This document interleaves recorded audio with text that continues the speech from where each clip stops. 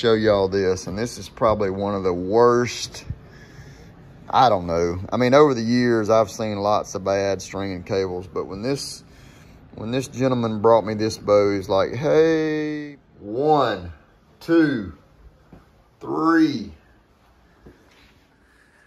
Morning, guys. So it's actually 4. I got 4 sets of stringing cables that I'm going to get knocked out this morning. So maybe I can get these bows done so people can have their bows before Saturday, before bow season opens up in Mississippi. But before I do that, I got a quick story to tell y'all. So Julie and I, y'all know we go to church at Murphy Creek. And I don't know, the Holy Spirit, I felt led I needed to tell y'all this story this morning. So I said, you know what?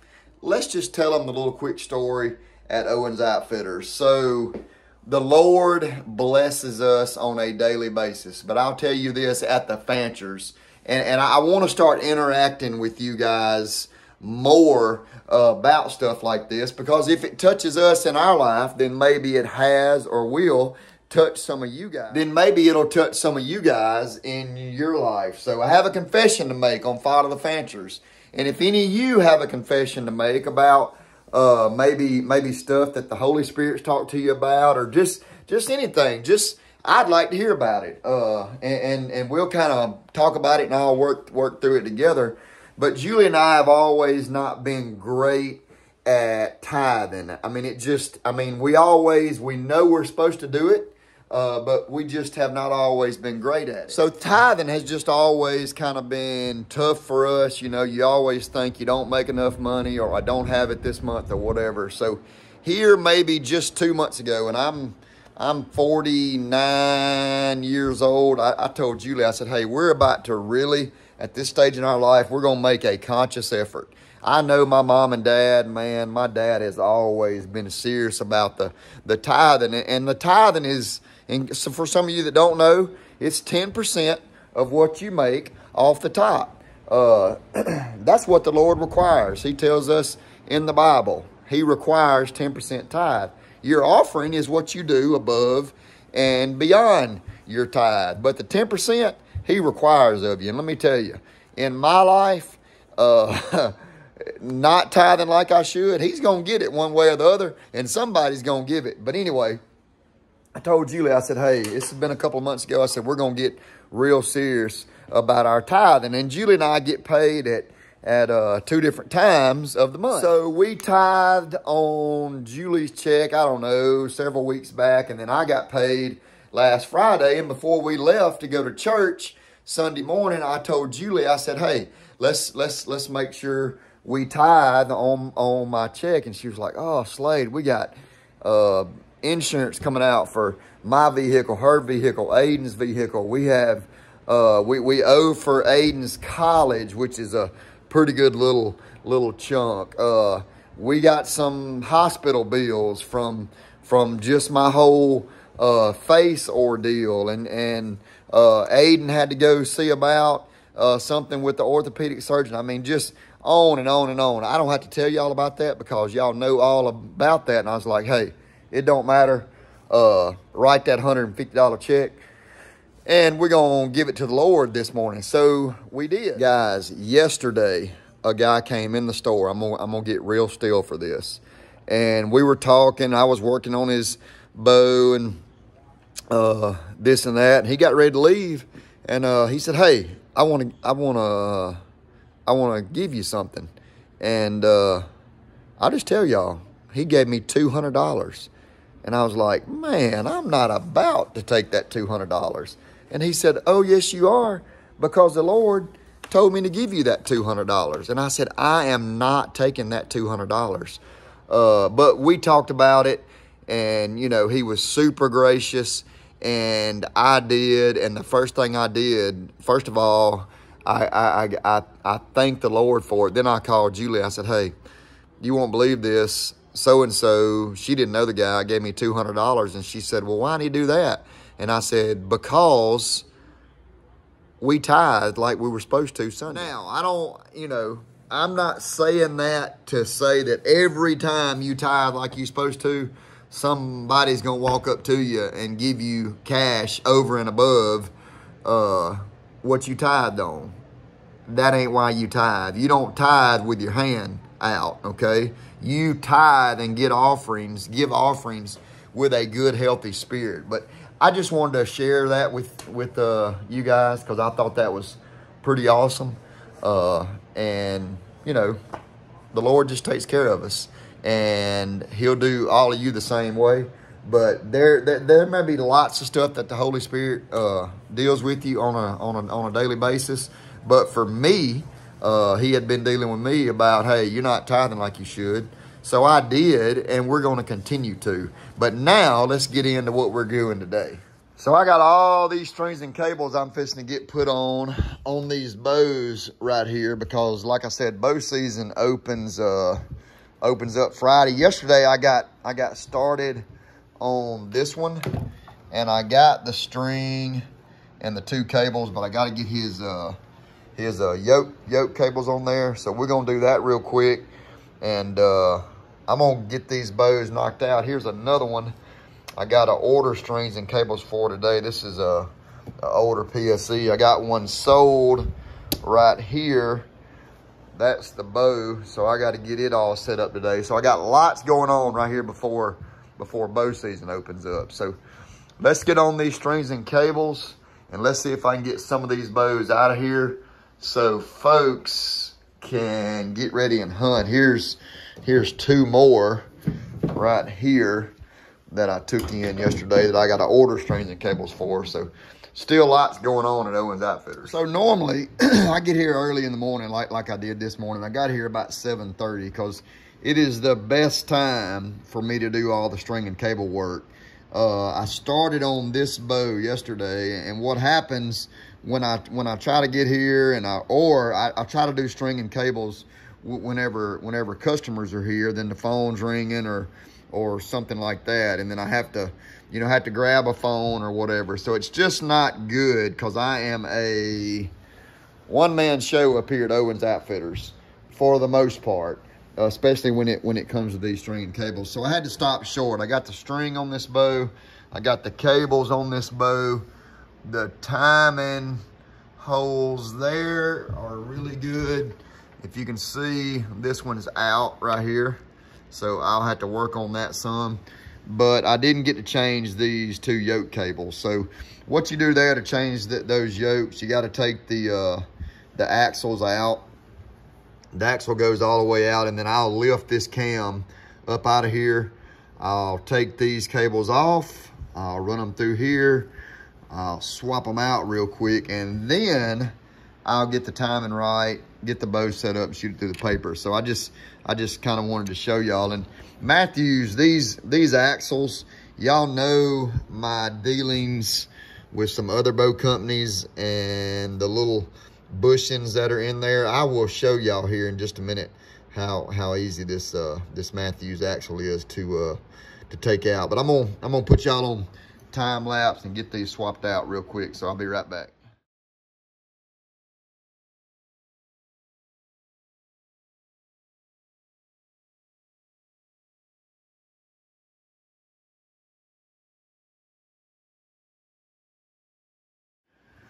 So I'll see if I can show y'all this real quick. I mean, a lot of you guys like to see this. So I kind of use these T-handles once I get my axles out of there. It holds everything together.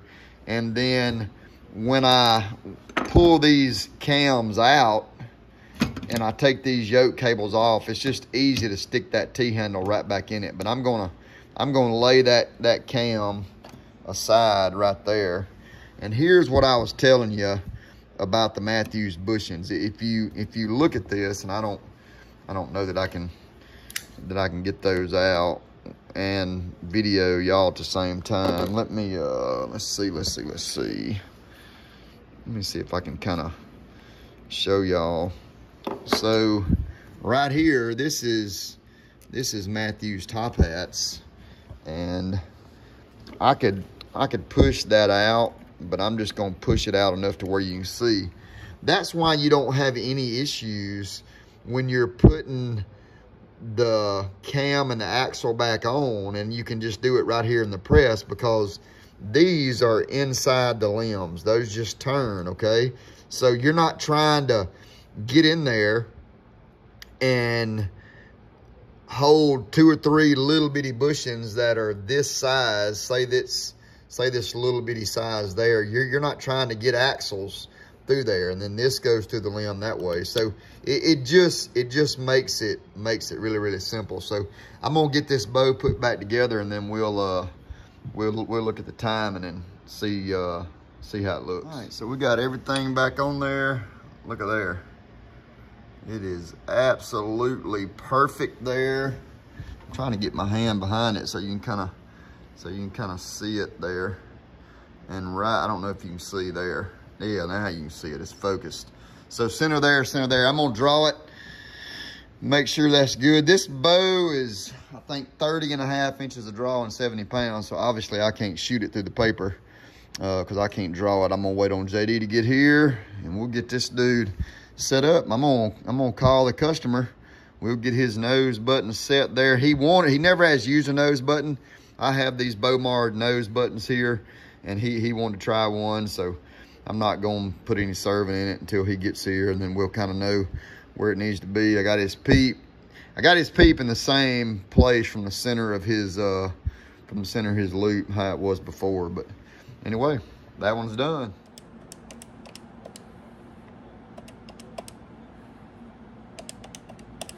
Let's call him and tell him we got the old bow ready so he can hunt this weekend. See if he'll answer. It's a college kid, so he may still be laid up.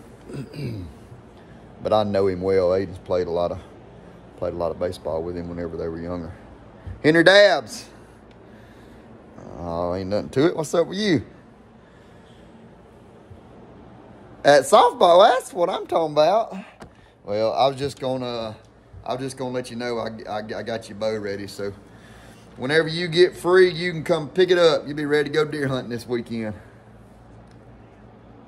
All right, it looks good, man. Shot good too. All right, see you. Thanks. All right, so we're gonna go back here. We're gonna grab another one, and I'll see y'all in a little bit. So let's go back here and grab another bow, and I'm gonna tell you how I normally do it. Even though, like, if I was ever fortunate to work in a bow shop where I had 3 or 4 bow mechanics, which I don't know that I'll ever be that fortunate, I always grab these single cam bows first. Even though I'm by myself, I still grab the single cam bows because they're just easy. So I do the easiest ones first, and then I'll move on to the harder, more aggravating. But I mean, really, they're all pretty easy. But let me show y'all what's going on with this bow. So real quick before I show you this bow, a lot of you, I've had a lot of comments about guys that are wanting to go to work in a bow shop, or they're wanting to try to, you know, find a job or make a career out of it or whatever. This has been good to me for about 15 years. I really enjoy it. I'm really OCD about the way I do things, especially when it comes to these bows. Once I get a bow in the press, then I always, I don't know what in the world, I always do things the same way. You know, I lay my strings and cables out. I'll put them over here behind me. My little parts and pieces, I'll lay here. Some of this stuff I'll keep, some of it I'll throw away. I always put my ticket in the same place, and I always rewrite my ticket. Like once I get done with this guy's bow, then I'll rewrite him a nice, clean ticket to take up front. But I want y'all to look here. So y'all have heard me talk about cable slides. Look, there ain't but one thing. Well, really, there could be 2 things that's causing this, okay? One is the cable slide, because, and I believe it probably is going to be the cable slide, because it's super sharp, and these cables have already dug into this cable slide. 2, it could be this dreaded football, but I don't think it's, well, matter of fact, I know it's not the football, because this cable is going down and these cables are going up. Because if this was up here, then I would say, because sometimes these cables roll a little bit, okay, when you draw them. So I would say it could be rubbing. as much as I don't like those, I mean, on this, he really didn't have a choice but to use it unless you know, put a lot of serving on it so it won't slide up. But I mean, his string, that's what he said. And here's the sad part about this, okay? The sad part about this. This is a Bear Paradox. It is a older bow, but he found it new somewhere, okay? So supposedly he found it new. And he said he probably hadn't shot it 100 times. But if you look here, I mean, all that serving's coming off the split bust there. I mean, the guy at the bow shop sold him this bow. I mean, why in the world would you put that kind of peep sight in there? But anyway, that's neither here nor there. I'm pretty sure, well, I know he does. So you can't tell here. This is really loose. When you see those kind of waves in a string right there, he's probably got some broke strands up under there as well, because it's really, really, really, really wavy there. Anyway, I'm gonna get him a new one put on there and see if we can get him ready to go deer hunt. All right, so I got this string and cable put on, and I was thinking whenever I was doing this, lots of guys come in here and they're like, hey, I want new strings and cables. And I always say, well, you can get a color, you know, it's no extra charge. That's something pretty cool Mathews does. If you buy a new bow and it has custom string and cables on it as far as colors, then there is an upcharge, but they don't upcharge when I order custom color string and cables. So guys are always like, hey, Mr. Slade, what's a good color? So I always kind of look at the bow. This is actually a buckskin and black, and it looks really good on this bow. But I'll say this, all the bows that I've worked on and all the different string and cable colors that I work on, there's really not a bad color. So whatever color you want to do, every one I've got, isn't that right, Taylor? Like, every color always looks good. So don't worry about a color, just pick a couple of colors and put them together. They look good.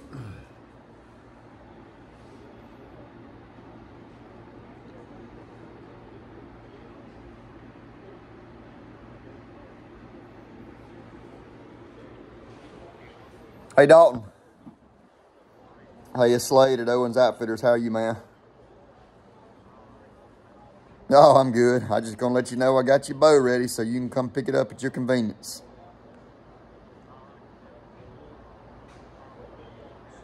All right, I'll be around here till about 5. All right, man. All right, thank you. All right, guys. So I got this. I got the buckskin bow done, but let me show y'all this. And this is probably one of the worst. I don't know. I mean, over the years, I've seen lots of bad string and cables, but when this gentleman brought me this bow, he's like, hey, my son's been shooting this bow for a while, and I think he needs strings and cables. So y'all look at that. And here's the kicker. He's like, we've been putting some wax on it, but, you know, really want him to be able to hunt this weekend. Do you think he can shoot it? I mean, what's y'all's take here? So that's there, and then we go up here to where his split bus cable here. I mean, look how thin that string has gotten right there. So there you see that, you see this, then you see this. But let me show you what's also concerning, and you really need to keep a check on. So look at his loop. I don't know if my camera will focus on it. So his loop is really chewed up, okay? And what that normally means, somewhere, so these are my shop releases. For a loop to get chewed up like that, loops last a long time, but somewhere on his release, you see how beveled, I don't know, the camera's not wanting to focus, but you see how beveled that release is there, and on the edges of the release, it's really, really smooth, okay? Both sides, super smooth, okay? You normally don't have any issues with that cutting a loop, but probably what's going on with his release is, even on this single, I mean, it's very smooth. But probably what he's got going on with his release, somewhere inside his jaws of his release, then he has a really, really bad burr on it, okay? And it's causing it to cut that loop. So what you can do, say you're on a hunt and that goes on, you can take a Q-tip and you can kind of find that rough edge. Lots of times it's not even gonna take a Q-tip, you'll be able to feel it with your finger. And then if you have a real good set of files, then you could file that out. But I mean, look, if it were me and I was shooting a bow and my loop was looking like this, I would go to my local pro shop and I'd be like, hey, we need to get a new release.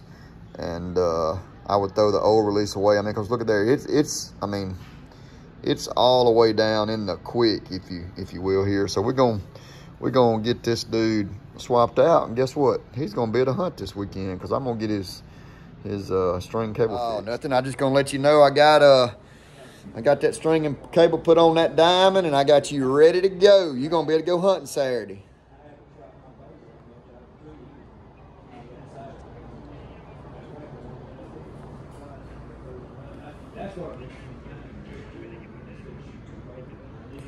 Well, I mean,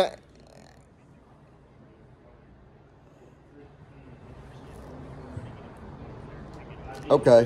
What? You still on the riverboat? Okay. Yeah, rig. All right. Well, look. I mean, I'm not in any rush. I just wanted you to know it was ready. So, you know, if he can come get it, cool. And if he ain't, I'll see you whenever you get home on the 4th. Okay. All right. Thank you. All right. Thank you. Bye-bye. All right, guys. Man, it has been a day, but I have got a ton done today. I sold a bow, and I was wanting to kind of show you guys just me setting up that bow, but I think there's so much on this video already. But anyway, it's good. It's been a good day. Like I said, back to that one set of string and cables. I don't know if I've ever seen a worse set of string and cables that somebody was actually using, because the guy was shooting that bow, or the guy's son was shooting that bow the day before he brought it to me. But anyway, I appreciate all you guys do for the channel. Make sure you like, subscribe. Thank you for sending the comments. Hope there wasn't too much preaching going on in the first of the video, but you know, let me know if the Holy Spirit or the Lord has told you to do something. Just kind of let me know the story. I like to read the comments, and I like to know kind of everything that's going on about you guys. So again, like, subscribe if you feel led. Hit the super thanks. Ainsley and Aiden would appreciate that. God bless. Jesus saves. We'll see you on tomorrow video. Follow the Fancher Slade out of here.